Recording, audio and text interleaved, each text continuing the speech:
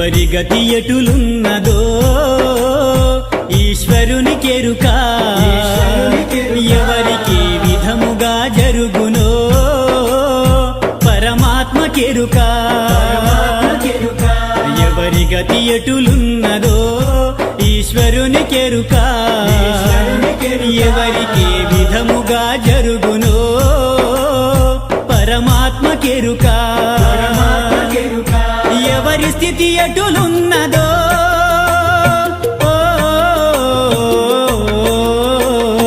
ఎగసి ఎగసి పడుటే కాని అలవి కాదెవరికైనా హరిహర బ్రహ్మాదులైనా అనుభవించక తీరదు